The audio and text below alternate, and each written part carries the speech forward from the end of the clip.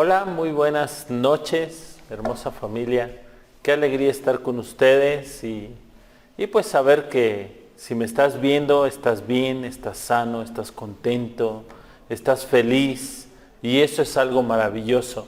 Pues qué padre que ya casi comenzamos, ¿no? Nuevamente la reactivación de la escuela, de muchos de los trabajos presenciales y todo eso. Eso es algo maravilloso. Y bueno, pues el día de hoy quiero compartir una parte muy importante para el varón, que es la vergüenza. La vergüenza en ocasiones pues nos hace sentir un poco incómodos, ¿verdad? Cuando de repente, sin querer, llegas a un lugar y encuentras a alguien o sabes que hiciste algo incorrecto en algún momento. De repente, esa vergüenza que te daba en ese momento, pues salta, ¿no? Y es algo muy incómodo. Yo recuerdo hace muchos años, cuando yo iba a la secundaria, en ese lugar era un momento muy incómodo a veces, porque pues tenía yo una adolescencia o preadolescencia, no sé cómo se le llamaría en ese momento.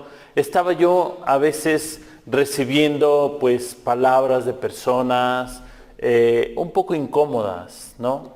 Y llegó un día una de mis tías a la escuela y de repente me comenzó a avergonzar enfrente de todos mis compañeros.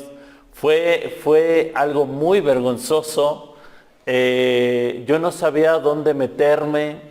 Mi cara estaba roja de vergüenza de lo que mi tía acababa de decir en ese momento. Y de repente la profesora se levanta y me dice, ven aquí, Chucho, y me saca del salón, vamos afuera, y de repente comienza a hablar conmigo y me dice, lo que estás haciendo no es correcto. Y claro, ya sabes lo que sucede, ¿no? Ese flashazo en todos tus compañeros de salón, en la escuela, se te quedan como, y me vio mi amigo, y me vio mi amiga, y también lo escuchó tal persona, y cada que veía yo a esas personas, me sentía yo tan avergonzado, porque alguien llegó un día y me avergonzó delante de mucha gente, en público, y eso amenoró mi ánimo de querer convivir con la gente. Y lo único que hice fue hacer esto. Cerrar puertas. Cerrar puertas hacia amistades, cerrar puertas hacia gente. Mi corazón se quedó más reservado. ¿Por qué? Porque había una vergüenza en mi corazón. Yo me sentía pero muy avergonzado en ese momento. Y no por algo que yo había dicho, sino por algo que alguien había dicho de mí. Yo no sé cuántas veces te has sentido de esa forma. O algunas veces te ha tocado que alguien te avergüence públicamente. Pero es muy feo, ¿verdad? Bueno, cuando yo llego a los pies de Jesús y de repente, a través de estar leyendo un poco la palabra de Dios, me doy cuenta de que yo tengo que tener un corazón transparente delante de Dios, me incomoda. Y digo, no, o sea, ¿cómo voy a hacer eso? Y de repente a veces nos dicen, oye, pero es que si tú confesares tus pecados delante de Dios, Él es fiel y justo para perdonarte y para levantarte. Y dices, pues si supiera Dios cuántos pecados tengo, ¿verdad? Tantas cosas tan fuertes en mi corazón que a veces el verte en el espejo te avergüenza. Entonces, cuando yo llego a los pies de Jesús y le comienzo a decir, Señor Jesús, de verdad te necesito. Señor Jesús, mi pasado, mi vergüenza es muy grande. O sea, es tan grande que me da vergüenza salir a la calle. Es tan grande que no puedo mostrarme tal como soy, porque me da vergüenza. Y entendí ese momento que Dios entiende mi corazón. Él sabe lo que yo necesito. Él entiende lo que en cada momento de mi vida he pasado y lo entiende perfectamente. En ese momento me vino ese recuadro de la Escritura, de la palabra de Dios, donde está Jesús, está ahí enfrente de Pilato y de repente le están diciendo, ¿sabes qué? Pues llévenselo, ¿no? Al pretorio se llamaba en aquel entonces. Y llega al pretorio y agarran y le arrancan sus ropas, le ponen otras ropas color púrpura y lo comienzan a golpear, a golpear, a golpear, a golpear. Después de golpearlo, dice la Escritura que le ponen encima una corona de espinas en su cabeza. Y comienzan a tratar de decirle, oh, salve Rey de los judíos, ¿no? Y escupirle, y a golpearlo, y a humillarlo, y a avergonzarlo.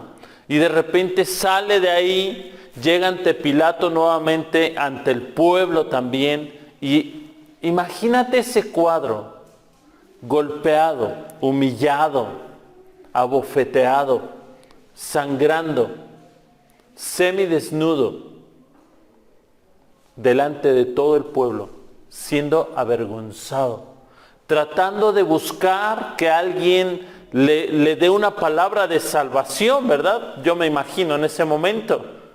Pero lo que mucho, seguramente ahí estaba el que sanó de la vista, seguramente ahí estaba el cojo. Algunos de aquellos que estuvieron siendo sanados probablemente estaban ahí. ¿Y sabes cuál fue la respuesta del pueblo?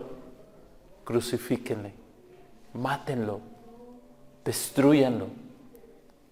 Imagínate, avergonzado, humillado, lastimado, y aún así estar delante de la gente y que la gente que tú piensas que te va a defender, la gente que piensas que va a poner, por así como se dice aquí en México, a meter la mano al fuego por ti, en lugar de hacerlo, te señala y te juzga y te humilla y te aplasta.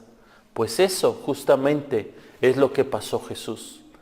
Y yo lo que entendí con esta parte, lo leí en Deuteronomio 6:5, que dice, ama al Señor con todo tu corazón, con toda tu alma, con todas tus fuerzas.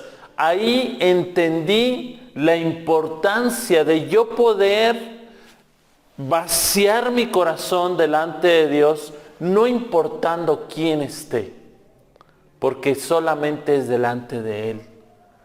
El único que podía juzgarme, el único que podía humillarme, el único que me podía decir, eres un asqueroso pecador, chucho, lo único que hizo fue extender sus manos, abrazarme, amarme.